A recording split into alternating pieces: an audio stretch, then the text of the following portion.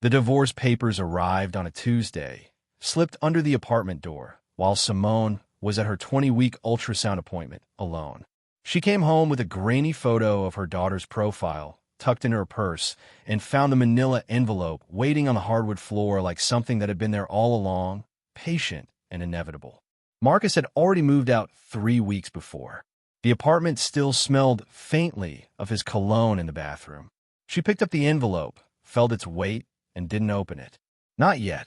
Instead, she placed it on the kitchen counter next to the ultrasound photo, and for a long moment, she just stood there between those two pieces of paper, one showing a beginning, the other marking an ending, trying to understand how both could be true at the same time. Before we go any further, it's worth pausing here for a moment. If this story is already pulling at something familiar in you, go ahead and hit that like button. Subscribe if you want more stories like this, ones that sit with the weight of real life. And drop a comment letting me know where you're watching from. Sometimes it helps to know we're not alone in these moments. Now, let's continue. Simone didn't call anyone that first night. Not her mother, who had asked too many questions she didn't have answers to. Not her best friend Keisha, who had warned her about Marcus 2 years ago at their engagement party, quietly, over champagne, in a way that Simone had chosen not to hear. She sat on the couch with the envelope still unopened and thought about how people always talked about marriage ending like an explosion, sudden and violent. But this hadn't been like that. This had been slow, a dimming, like watching someone close a door inch by inch over months, until one day you realize you've been standing in the dark for longer than you can remember. Marcus had been different when they first met. Ambitious in the kind of way that felt contagious, like standing near a fire. He worked in finance, wore suits that fit him like they understood his body, talked about building generational wealth the way some people talked about religion. Simone had been a grant writer for a nonprofit, pouring herself into proposals for youth programs and community centers, work that felt important even when the pay didn't. They'd met at a fundraiser. He'd bought a table. She'd given a closing speech. Afterward, he found her by the coat check and told her she had a way of making people believe in things. She believed in him too, for a while. The pregnancy hadn't been planned, but it hadn't felt like a mistake either. Just a surprise. A recalculation. Simone remembered the way Marcus had gone quiet when she told him, sitting in their car outside a Target on a Saturday afternoon, shopping bags in the back seat, the engine still running. He'd nodded slowly, like he was doing math in his head, and then he'd said, "Okay, we'll figure it out." She'd wanted him to smile, to reach for her hand. He turned up the radio instead. Things shifted after that, but so gradually she couldn't point to a single moment and say that's when it broke. He started working later, coming home after she'd already gone to bed. When she'd wake up, he'd be gone again, leaving behind only a coffee mug in the sink and the faint sense that they were two people living in the same space but on different schedules, different planets.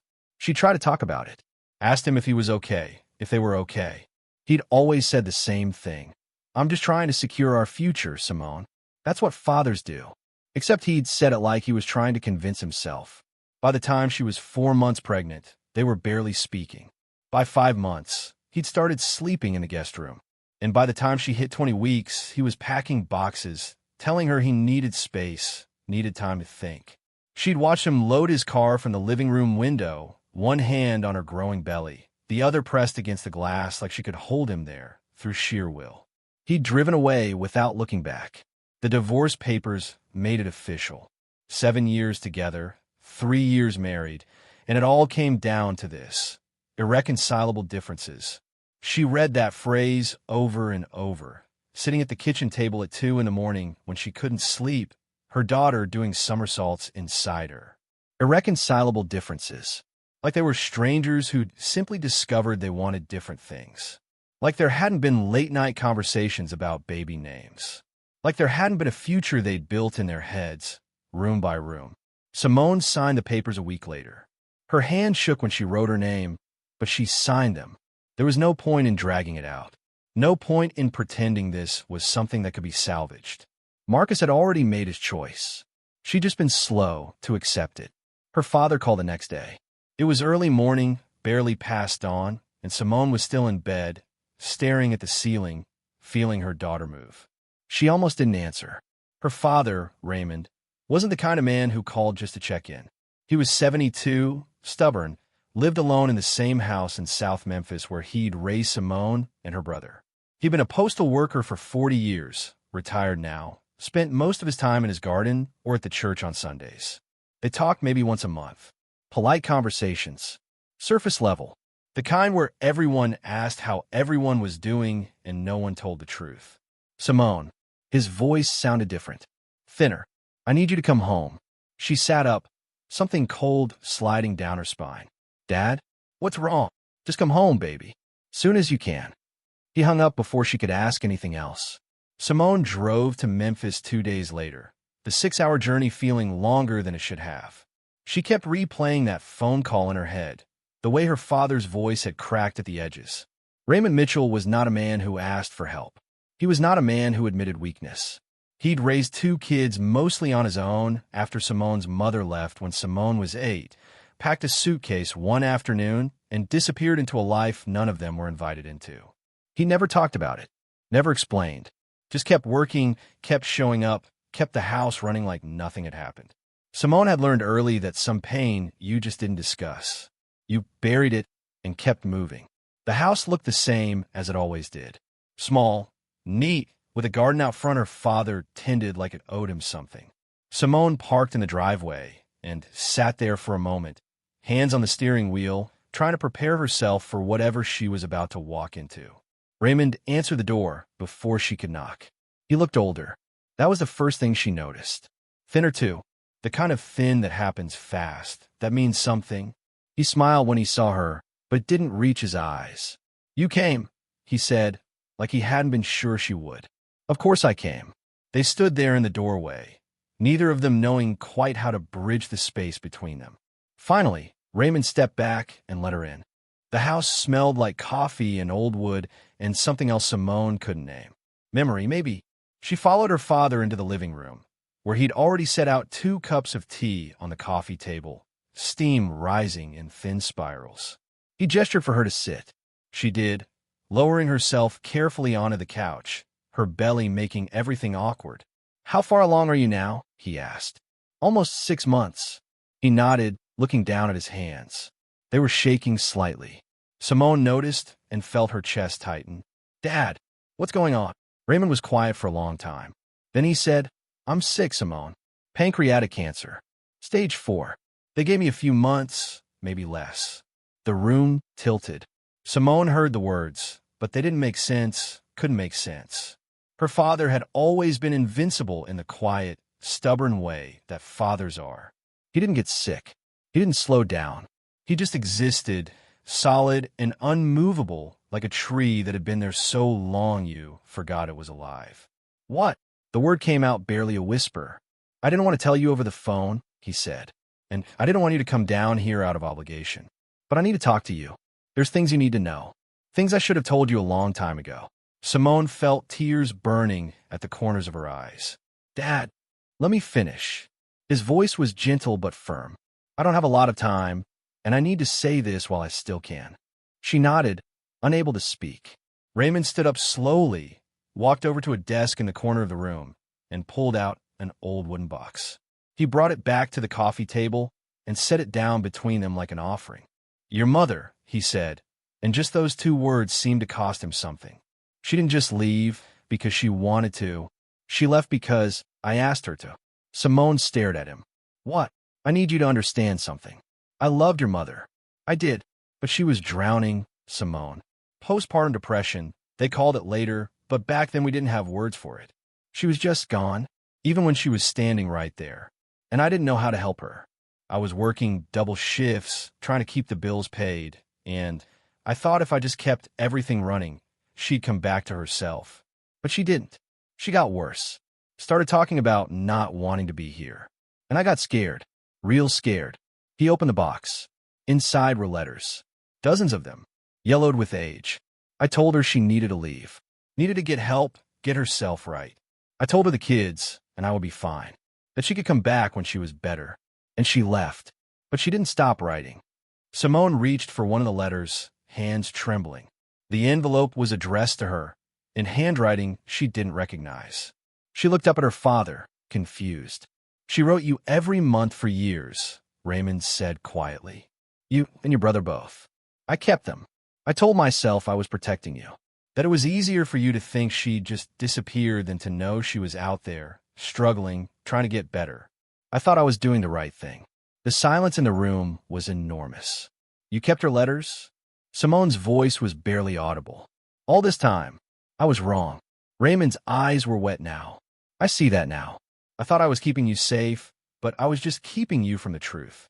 And the truth is, your mother never stopped loving you.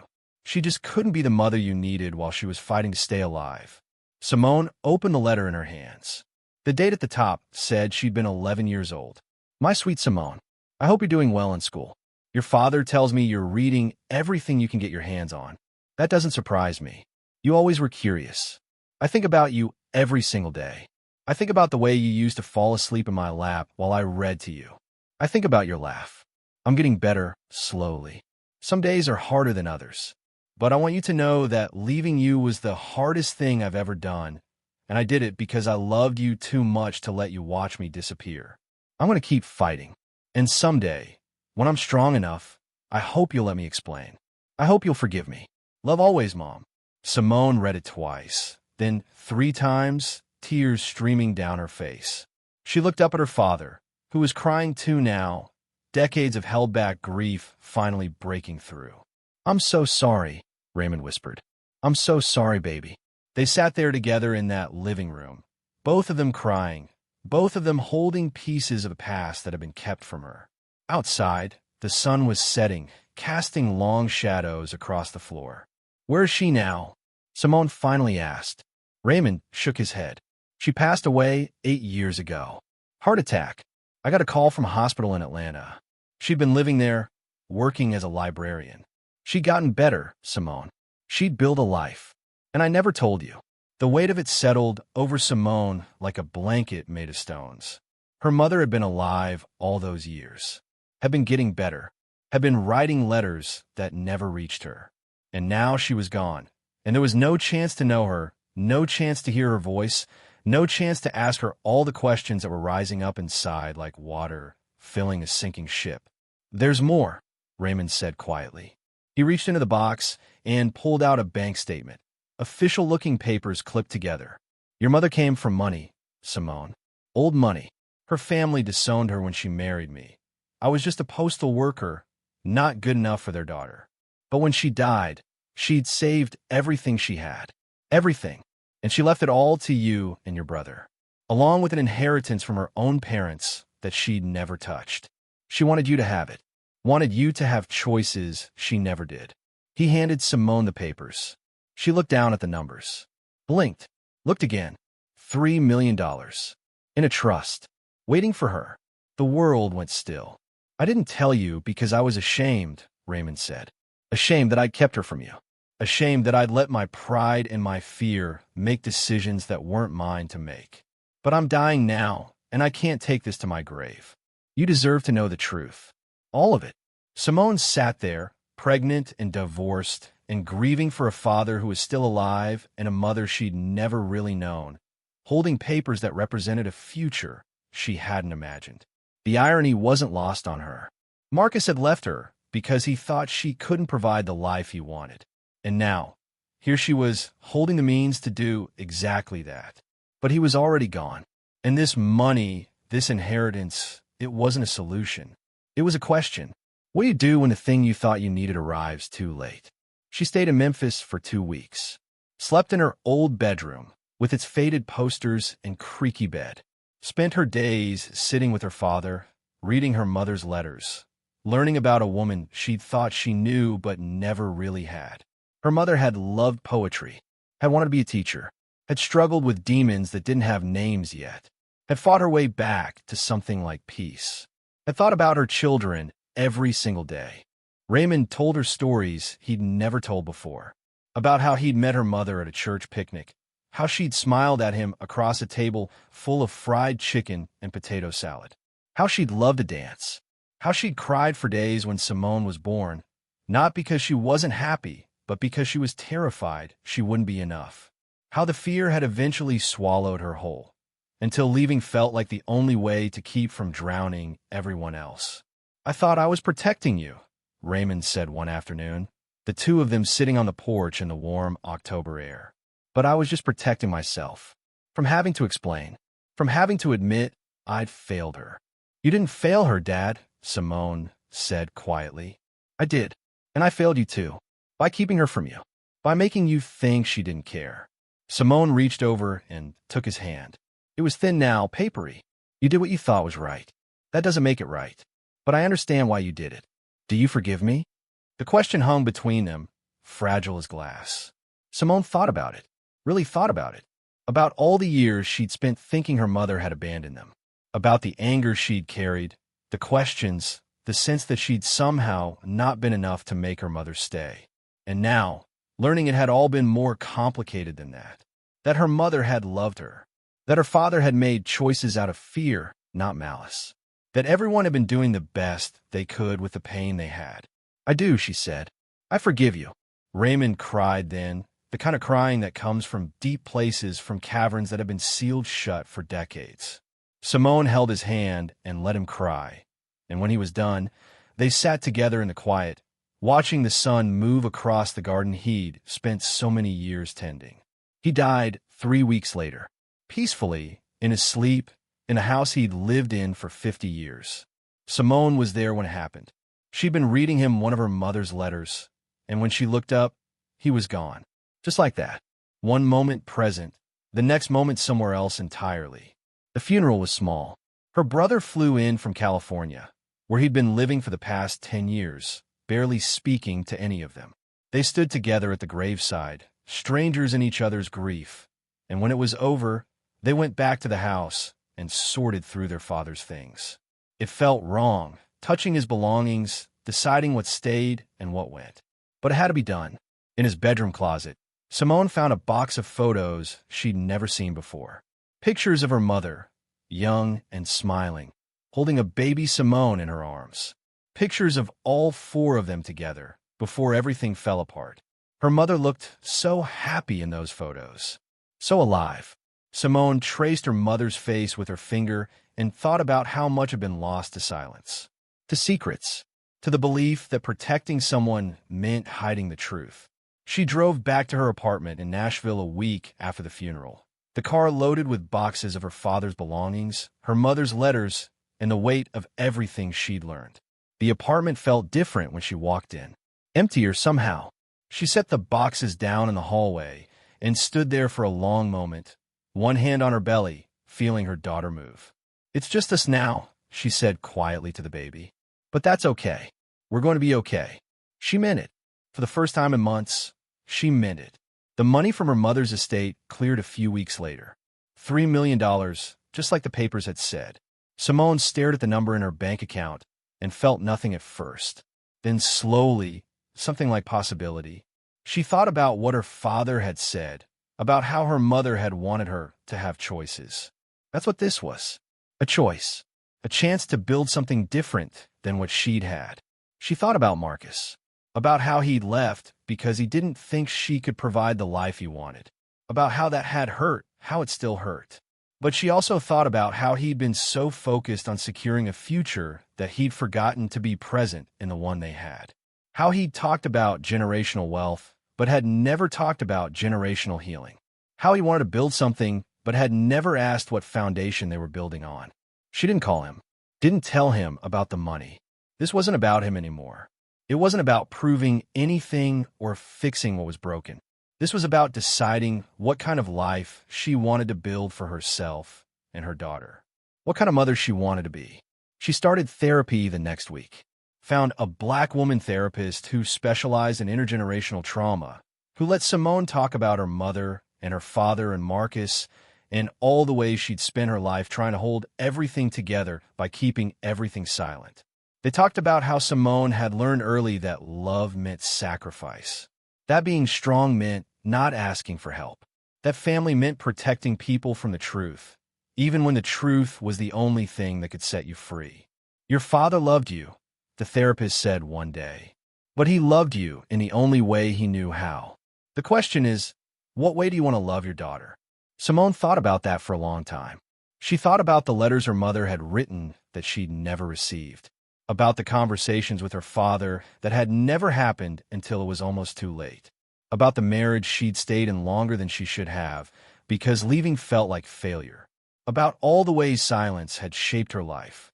"I want to love her honestly," Simone said finally, "even when it's hard, especially when it's hard." Her daughter was born on a cold January morning, 3 weeks early, coming into the world with a cry that sounded like a question. Simone held her, this tiny, perfect thing, and felt something crack open inside her. Not break, open, like a door she hadn't known was there. She named her Autumn, after the season when everything changes, when leaves fall and the world prepares for something new. Marcus came to the hospital. Simone had texted him when she went into labor, not because she wanted him there, but because it felt like something he should know. He showed up with flowers, looking uncomfortable, standing in the doorway like he needed permission to enter. Simone watched him look at their daughter through the plastic bassinet, watch his face soften and harden and soften again. "She's beautiful," he said. "Yeah, she is." "Simone," he stopped, started again. "I've been thinking a lot. About us. About the mistakes I made. And I was wondering if maybe we could try again. Do it right this time." Simone looked at him, really looked at him. She saw the man she'd fallen in love with, the man who'd made her laugh and feel seen and believe in futures. But she also saw the man who'd left when things got hard, who'd filed divorce papers while she was pregnant and alone, who was standing here now, in this hospital room, asking for another chance not because he'd changed, but because he'd seen their daughter and felt something shift. "No," she said quietly. Marcus blinked. "What? I can't do this with you, Marcus. Not again. You made your choice. And I've made mine. But I made a mistake. I see that now. We could what? Go back to how things were. Pretend the last 6 months didn't happen? I can't do that. And I won't do that to her." She gestured to Autumn, sleeping peacefully in her bassinet. She deserves better than parents who are together because they think they should be. She deserves the truth, even when it's hard. Marcus stood there, flowers still in his hand, looking lost. "I still love you." "I know," Simone said. And she meant it. She could see his love, could feel it, but she could also see that it wasn't enough. Love was never just enough. You had to choose it. Every day, in the small moments and the big ones. And Marcus had stopped choosing them long before he'd moved out. But love isn't the same as being able to build a life together. And I need to build a life that's honest. For me and for her. He left 20 minutes later. Simone watched him go and felt sad, but not broken. There was a difference she was learning. You could grieve something without regretting it being over. She took Autumn home 2 days later to an apartment that felt both empty and full at the same time. She'd quit her job at the nonprofit the month before, using some of her mother's money to give herself time. Time to figure out what she wanted. Time to heal. Time to just be. She spent those first weeks of Autumn's life in a haze of sleeplessness and wonder. 3 a.m. feedings where she'd sit in the rocking chair by the window, her daughter latched on her breast, the city quiet outside. She'd think about her mother during those hours, about how her mother had held her like this once, had loved her like this, had been terrified just like Simone was terrified now of doing it wrong, of not being enough, of somehow breaking this perfect, fragile thing. But her mother had been sick, and instead of asking for help, instead of admitting she was drowning, she'd left. And Simone's father, instead of telling the truth, had kept it hidden, thinking silence was the same as protection. Simone made herself a promise, there in the dark, with her daughter sleeping in her arms. She would tell the truth, even when it was hard, even when it hurt. She would not let silence be the thing that defined their relationship. She started a blog a few months later. Nothing fancy, just a space to write about what she was learning. About motherhood and grief and the money she'd inherited and the therapy she was doing and all the ways she was trying to break cycles instead of repeating them. She wrote about her mother's letters, about her father's deathbed confession, about the divorce and what it had taught her about choosing herself. People responded. Other women, other mothers, other daughters of parents who'd loved them in complicated ways. The blog grew, slowly at first, then faster. Simone found herself building a community around honesty, around vulnerability, around the idea that strength wasn't about holding everything together, but about knowing when to ask for help. She used some of her mother's money to start a fund, small grants for Black mothers struggling with postpartum depression, to get the therapy and support her own mother never had. She partnered with organizations, hired people who knew what they were doing, let it grow into something bigger than her. It felt right, like honoring her mother by giving other mothers what she needed. Autumn grew. 6 months, then a year, then 2. She was a happy child, curious and bright, with her father's smile and Simone's eyes. Marcus was in her life, not as much as Simone would have liked, but present. He had her every other weekend, called most evenings to say goodnight. It wasn't the family Simone had imagined when she'd said yes to his proposal 5 years ago. But it was honest, and that mattered more. On Autumn's 3rd birthday, Simone drove back to Memphis, to her father's house, which she'd kept, renting it out to a young family, but keeping his garden. She walked through the backyard, Autumn running ahead of her, chasing butterflies in the late afternoon light. The garden was wilder now than when her father had tended it, but it was still beautiful. Roses and tomatoes and herbs growing in wild abundance. She sat down on the bench her father had built years ago, watching her daughter play. She thought about her mother, who she'd never gotten to meet, but who she felt like she knew now, through letters and stories and the inheritance she'd left behind. She thought about her father, who'd made mistakes but had tried to fix them before it was too late. She thought about Marcus and the marriage that had ended, and how that ending had somehow been the beginning of something else. And she thought about herself, about the woman she'd been 3 years ago, signing divorce papers with shaking hands, not knowing that her father was dying, not knowing about her mother's letters, not knowing that the worst moment of her life would somehow become the moment everything changed. She pulled out her phone and opened her notes. She'd been writing there lately, little thoughts and observations, pieces of a story she was trying to understand. She added a line. Healing doesn't look like you think it will. It doesn't come all at once like a switch flipping. It comes in moments, in choices, in the decision to tell the truth, even when silence feels safer. It comes in gardens that keep growing even after the gardener is gone, in daughters who laugh in the afternoon light, in the slow, imperfect work of breaking cycles instead of repeating them. Autumn ran back to her, breathless, holding a dandelion. Mama, look. Simone took the flower, already going to seed, delicate as a prayer. It's beautiful, baby. Make a wish, Autumn said, the way children do, believing in magic because no one's told them yet that magic is just another word for hope. Simone closed her eyes. She thought about wishes, about the wish her mother must have made, leaving her children to try to get better, about the wish her father had made, that silence would protect them, about the wishes she'd made in her marriage, that love would be enough. She didn't wish for things to be different. She didn't wish to go back. She wished, instead, for the courage to keep going, to keep choosing honesty, to keep showing her daughter that it's okay to ask for help, to admit when you're struggling, to tell the truth even when it's messy. She blew. The seeds scattered, dancing in the air, carried by wind to places they couldn't see yet. Autumn clapped, delighted, and then ran off again, chasing new wonders. Simone sat there on her father's bench, in her father's garden, watching her daughter play.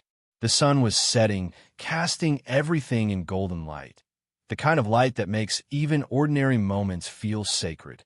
And she realized something. This was enough. Not perfect, not what she'd planned, but enough. Her phone buzzed. A text from Keisha. Coffee tomorrow? Want to hear all about your trip. Simone smiled and typed back, yes. I have so much to tell you. She did. She had stories to tell, about mothers and fathers and inheritances that were more than money, about marriages that end and daughters that begin, about the slow, difficult work of healing, about gardens that keep growing. But for now, she just sat there, watching the light fade, watching her daughter play, holding a stem that had once held magic, now just a stem, but beautiful anyway in its emptiness, in its having given what it had away. And somewhere, in the space between what was and what would be, she felt her mother, felt her father, felt all the love and pain and complicated truth that had shaped her. And she whispered to the garden and the gathering dark and the daughter still laughing in the fading light. Thank you. Not for the money, though that had changed things. Not for the ending, though endings make room for beginnings. But for the truth, for the letters, for the stories, for the chance to do it differently, to love differently, to break the cycles and build something new from the broken pieces. The wind picked up, rustling through the leaves, and Simone stood, brushing off her jeans, calling for her daughter. Autumn came running, and Simone scooped her up, feeling her weight, her warmth, her realness. "Let's go home," she said. And they did, leaving the garden behind, but taking it with them somehow, in the dirt on their shoes, and the memory of light, and the knowledge that some things grow even when you're not watching, even when you think they're finished, even when the gardener is long gone. The house locked behind them with a soft click. The garden settled into evening. And in the quiet, if you listen closely, you could almost hear it, the sound of things blooming, breaking open, beginning again.